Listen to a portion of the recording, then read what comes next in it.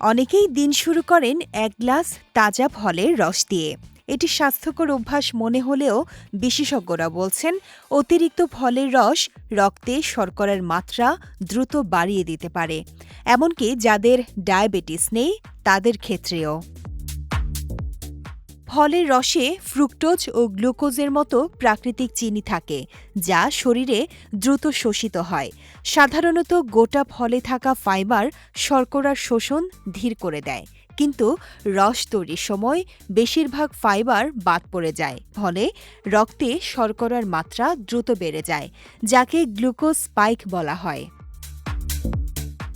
বিশেষজ্ঞদের মতে সুস্থ মানুষের শরীর ইনসুলিন নিঃসরণ করে এই বাড়তি শর্করা নিয়ন্ত্রণে আনতে পারে।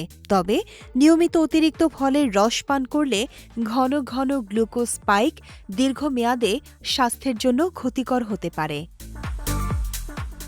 এ বিষয়ে আমেরিকান হার্ট অ্যাসোসিয়েশনের তথ্য বলছে, শিশু ও কিশোরদের উপর পরিচালিত এক গবেষণায় নিয়মিত চিনিযুক্ত পানীয় ও ফলের রস পান করার সঙ্গে টাইপ 2 ডায়াবেটিসের ঝুঁকি বৃদ্ধির সম্ভাব্য সম্পর্ক পাওয়া গেছে।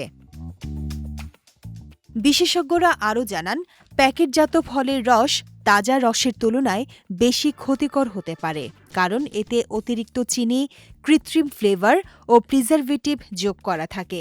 অন্যদিকে তাজা ফলের রসও অতিরিক্ত পান করলে ক্যালোরি বাড়িয়ে ওজন বৃদ্ধির কারণ হতে পারে।